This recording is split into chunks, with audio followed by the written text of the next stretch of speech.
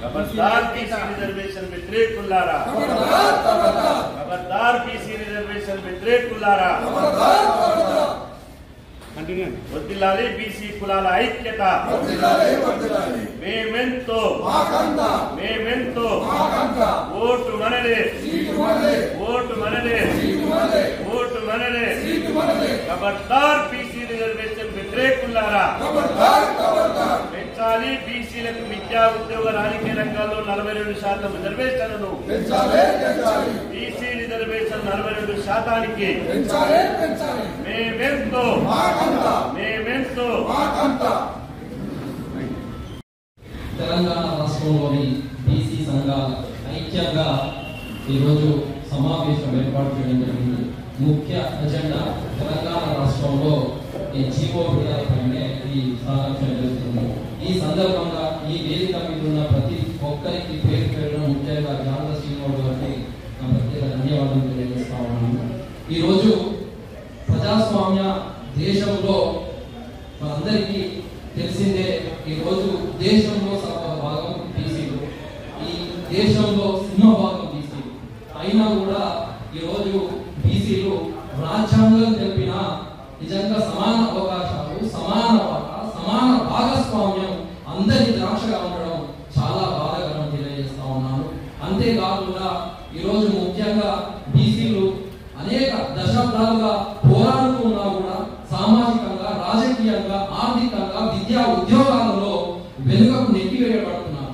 దీనికి గల ప్రధాన కారణం ఏంటంటే జనాభా దామాష ప్రకారం వారికి రిజర్వేషన్లు లేకపోవడం వల్లనే వారు ఈరోజు విద్యా ఉద్యోగాల్లో కావచ్చు, ఆర్థికంగా కావచ్చు, సామాజికంగా కావచ్చు వెనుకకు నెట్టివేస్తున్న పరిస్థితి. ఈ దశాబ్దాల పోరాటాల ఫలితంగానే ఈరోజు అత్యంత ప్రతిష్టాత్మకంగా ఈరోజు తెలంగాణ రాష్ట్ర ప్రభుత్వము విద్యా ఉద్యోగాలలో రిజర్వేషన్లు కావచ్చు, పెంపు కావచ్చు, స్థానిక సంస్థల రిజర్వేషన్ల పెంపు, ఆ బిల్లును 2 బిల్లులను గవర్నర్ ద్వారా రాష్ట్రపతికి పంపించిన విషయం అందరికీ తెలిసిందే.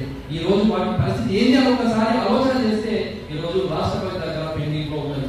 ఆ తదాంతరము మనకు తెలిసిందే. ప్రత్యేకంగా పంచాయతీరాజ్ చట్టం ఏదైతే 2018 ఉందో సెక్షన్ 285A సవరణ చేస్తూ స్థానిక సంస్థలలో 42% రిజర్వేషన్ పెంచాలని ఒక మంచి ఉద్దేశంతో గవర్నర్ పంపిస్తే ఏమైంది, అక్కడ కూడా పెండింగ్ లో ఉన్న పరిస్థితి. సరే, ఆ తర్వాత ఏం చేయాలని ఒకసారి ఆలోచన చేసినప్పుడు కనీసం ఈ బీసీలకు దశాబ్దాలుగా వాళ్ళు అణిచివేతకు గురవుతున్న వర్గాలు కాబట్టి వారికి న్యాయం చేయాలని ఒక మంచి ఉద్దేశంతో ఓ ప్రత్యేక జీవో తీయాలని ఒక నిర్ణయం తీసుకోబోతున్నారు. వెంటనే నిర్ణయం తీసుకోకముందే పత్రికల్లో వచ్చిన ఆ యొక్క న్యూస్ పేపర్స్ పట్టుకొని మనందరికీ తెలిసింది అత్యంత సెన్సేషన్. నిన్న హైకోర్టును కూడా కొందరు అప్రోచ్ అయ్యారు. ఈవెన్ హైకోర్టు కూడా మీరు ఏదైతే ఊహాజనితమైన ఆధారాలు లేకుండా ఇలాంటి వాటి మీద ఎక్కువ వస్తారని హైకోర్టు కూడా కొట్టకాయ వేసి దాన్ని రిజెక్ట్ చేసి ఏదైతే వాడు ఇట్టేసారో దాన్ని డిస్మిస్ చేసిన పరిస్థితి వచ్చింది.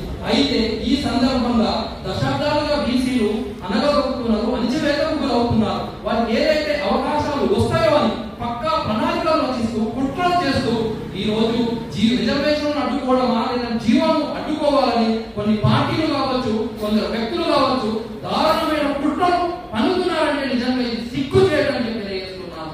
ఇలాంటి ఏదైతే జీవనం అడ్డుకోవాలనుకుంటున్నారో ఇది చాలా దుర్మార్గమైన చర్యగా భావిస్తున్నాము. ఈ రోజు రాష్ట్రం కాదు దేశం అంతా కూడా దీన్ని గమనిస్తుందని తెలియజేస్తున్నాను. సామాజిక న్యాయం కోసం, సమానత్వం కోసం పోరాటం చేయడం, మేమందరం పోరాటం చేయడం నేరమా అని ఈ సందర్భంగా నేను ప్రశ్నిస్తా ఉన్నాను. దశాబ్దాలుగా అణిచివేతకు గురైన వర్గం ఏదన్నా ఉన్నదా? విద్య, ఉద్యోగం లాంటి నిజంగా ప్రధాన సూత్రాలు మనకు దూరం కలుగుతున్నాయంటే ఈరోజు ఎంత దారుణమో అర్థం చేసుకోండి. ఒకసారి మనం మన కేంద్ర ప్రభుత్వాన్ని చూసుకుంటే దశాబ్దాలుగా బీసీలను పోరాటం చేస్తున్నా కనీసం జనగణన కులగణన చేయని పరిస్థితి. దశాబ్దాలుగా పోరాటం చేసిన ప్రత్యేక మంత్రిత్వ శాఖ ఇవ్వడం, ఏ కులానికి లేని క్రిమిలేయరు మన బీసీలకే ఉండడం, ఇలా 1-2 చెప్పుకుంటే వాళ్ళు ఆనాడు బీజేపీ ఆనాడు ఏదైతే అయోధ్య పోరాటం బీసీలకు వ్యతిరేకంగా చేసిందో ఆనాటి నుంచి నేటి మోడీ వరకు బీసీలకు వ్యతిరేకంగా పోరాటం నిజంగా చాలా బాధాకరం తెలియజేస్తున్నారు. ఈ సందర్భంగా ఎవరైతే జీవనం అడ్డుకోవాలనుకుంటున్నారో, ఎవరైతే కుట్రలు చేస్తున్నారో, ఎవరైతే ప్రణాళికలు చేస్తున్నారో అంబేద్కర్ కల్పించిన ఓటు అనే ఆయుధంతో గుణపాఠం చెప్తాం, పాతాళంలోకి తొక్కుతామని తెలియజేస్తా ఉన్నాను ఈ సందర్భంగా.